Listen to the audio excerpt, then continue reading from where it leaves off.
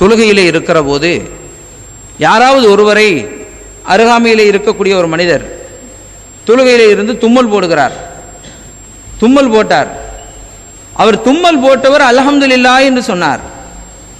பக்கத்திலே நிற்கிறவர் யர்ஹமக்கல்லாஹ் என்று சொல்லலாமா? தொழுகையிலே நிற்கும்போது. மற்ற நேரத்தில் சொல்ல வேண்டும். அருமை நாயகம் ஸல்லல்லாஹு அலைஹி வஸல்லம் அவர்கள் சொல்லும்போது, ஹக்குல் முஸ்லிமி அல் முஸ்லிமி சித்துன், ஒரு முஸ்லிம் இன்னொரு முஸ்லிமுக்கு செய்ய வேண்டிய கடமை 6. அதிலே ஒன்று, ஒரு மனிதர் தும்பினால் அல்ஹம்துலில்லாஹ் என்று அவர் சொன்னால் அதை கேட்டுக்கொண்டிருக்கிறவர் யர்ஹமக்கல்லாஹ் என்று சொல்ல வேண்டும். அருமை நாயகம் ஸல்லல்லாஹு அலைஹி வஸல்லம் அவர்கள் சொன்னார்கள். ஆனால் தொழுகையிலே இருக்கிற போது யர்ஹமக்கல்லாஹ் என்று சொன்னால் என்ன ஆகும்? தொழுகை முறிந்து போய்விடும். என்ன காரணம் என்றால், யர்ஹமக்கல்லாஹ், அல்லாஹ் உனக்கு ரஹ்மத்து செய்வானாக. உனக்கு என்று யாரை பார்த்து சொல்கிறோம்? பக்கத்திலே இருக்கிறவரை பார்த்து. அல் முஸல்லி யுனாஜி ரப்பஹு, தொழக்கூடியவன் தன் இறைவனோடு பேசக்கூடியவன். இறைவனோடு தான் பேச வேண்டுமே தவிர இன்னொரு மனிதனோடு பேசக்கூடாது. யர்ஹமக்கல்லாஹ், அல்லாஹ் உனக்கு கிருபை செய்வானாக என்றால் இன்னொருவரோடு பேசியதாகி விட்டதாகி, எனவே தொழுகை முறிந்து போய்விடும். ஆனால் இந்த கா இருக்கிறது, அரபிலே காஃப், கா முகாத்தம் என்பார்கள், முன்னால் இருக்கிறவரை பார்த்து. அப்படி யாரை அல்லாஹ்வை பார்த்து சொல்கிறோம்? ஈயாக்க நஅபுது வ ஈயாக்க நஸ்தஈன். ஈயாக்க நஅபுது, உன்னையே வணங்குகிறோம். வ ஈயாக்க நஸ்தஈன், உன்னிடமே உதவியும் தேடுகிறோம். இது அல்லாஹ்வை பார்த்து உன்னிடமே உன்னையே என்று சொல்கிறோம். ஆனால் இதே இடத்துல இன்னொருவரை யாரையாவது பார்த்து கா சொல்ல முடியுமா? முடியாது. யர்ஹமக்கல்லாஹ் என்றால் தொழுகை முறிந்து போடும்.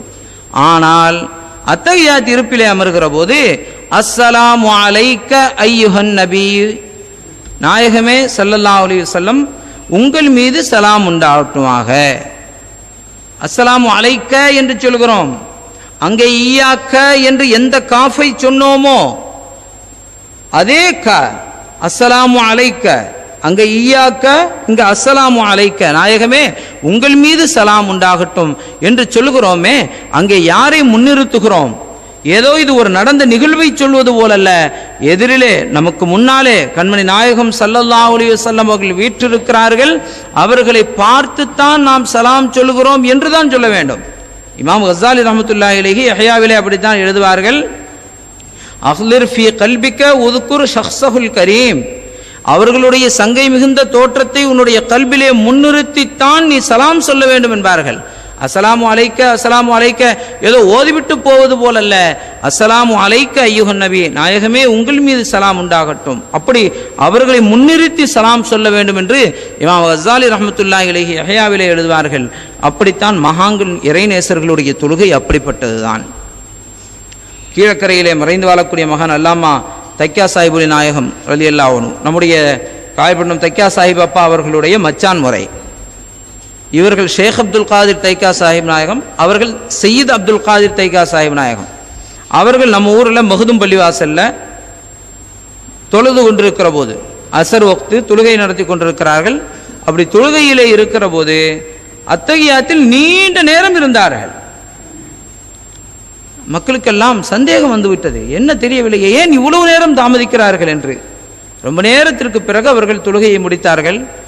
மக்கள் எல்லாம் அவர்களிடத்தில் நெருங்கி சென்றார்கள். சென்று என்ன விஷயம், ஏன் இவ்வளவு காரணம் என்று கேட்டபோது அவர்கள் சொன்னார்கள், நான் எப்பொழுதுமே சலாம் சொல்கிற போது அஸ்ஸலாமு அலைக்க என்று சொல்லும் போது கண்ணெதிரிலே கண்மணி நாயகம் ஸல்லல்லாஹு அலைஹி வஸல்லம் அவர்களை கண்டு அவர்களை பார்த்துத்தான் சலாம் சொல்வது வழமை. அப்படி நான் சலாம் சொல்கிற போது அவர்கள் எனக்கு பதில் சொல்லுவார்கள். அவர்களின் முகமனை, பதில் முகமனை பெற்றுக்கொண்டு தான் நான் தொழுகையை முடிப்பேன்.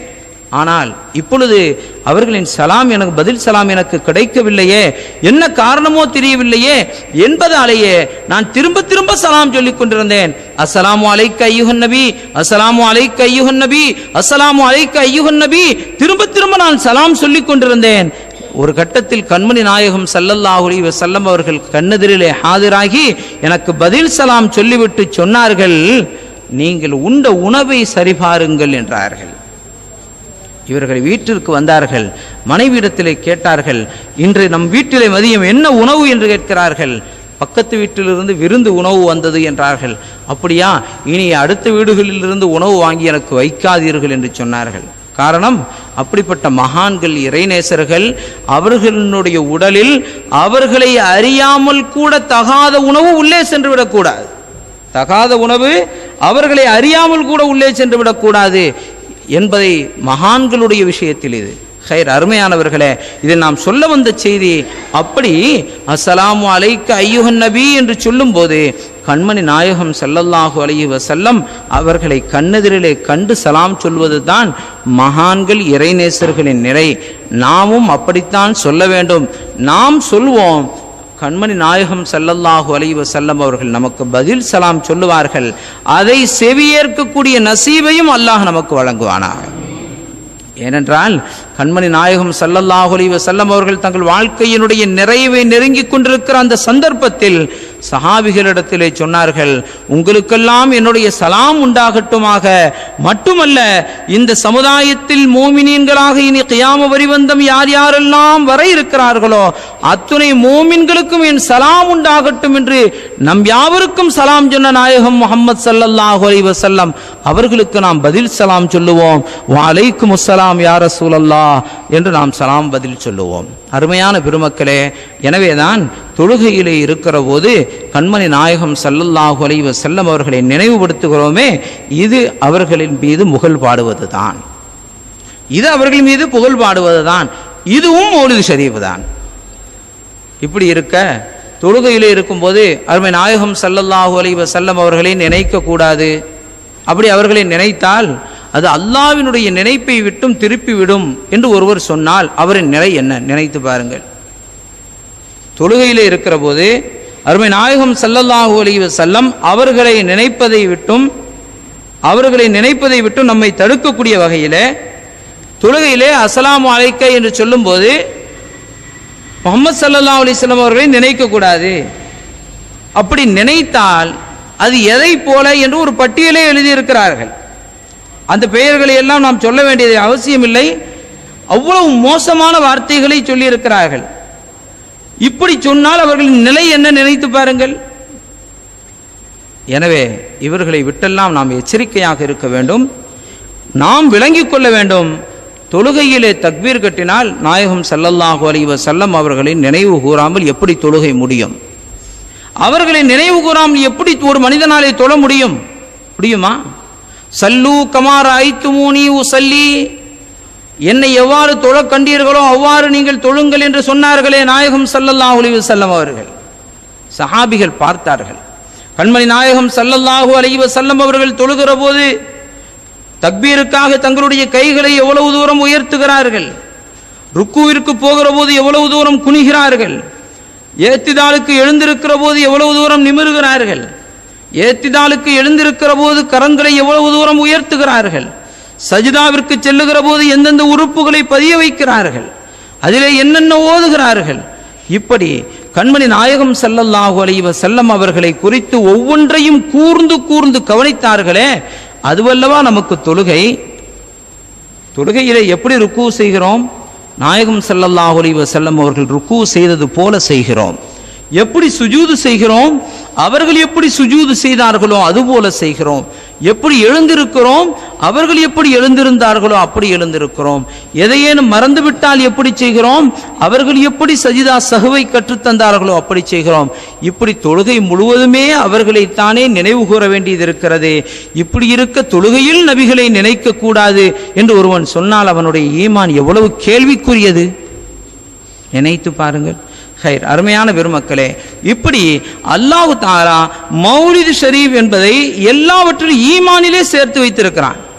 சில பேர் மௌலிது ஓதக்கூடாது, அதிலே ஷிர்க் இருக்கிறது, பிதஅத் இருக்கிறது என்கிறார்கள். ஷிர்க் பிதஅத் இருக்கிறது என்று சிலர் சொல்கிறார்களே, அவர்கள் வஹாபிகள், தௌஹீத்வாதிகள், அவர்களுக்கான பதில்களை ஏராளமாக நம்முடைய உலமாக்கள் சொல்லி முடித்து விட்டார்கள். அவர்களை பற்றி நமக்கு பேச்சே இல்லை. அவர்களுக்கான பதில்கள் அது ஷிர்க் அல்ல, பிதஅத் அல்ல, குர்ஆன் ஹதீஸ் ரீதியாக என்னென்ன காரணங்களோடு இருக்கிறது என்பதையெல்லாம் நம்முடைய முந்தைய உலமாக்கள் நிறைய எழுத்துப்பூர்வமாகவும் தங்களுடைய உரை வாயிலாகவும் நிறைய சொல்லி முடித்து விட்டார்கள். இப்பொழுது அவர்களை பற்றி நான் பேச வரவில்லை. நம் கூடவே இருந்து கொண்டு மௌலிது ஓதுவதற்கு தடை விதித்துக் கொண்டு அதை களங்கம் கற்பித்துக் கொண்டிருக்கிறார்களே, அவர்களை பற்றி நாம் அடையாளம் காண வேண்டும், அவர்களை களைந்தெறிய வேண்டும். அதுதான் இன்றைய சமுதாயத்தினுடைய, நாளைய சமுதாயத்தினுடைய ஈமானை பாதுகாப்பதற்கான அடிப்படை அம்சமாக இருக்கிறது.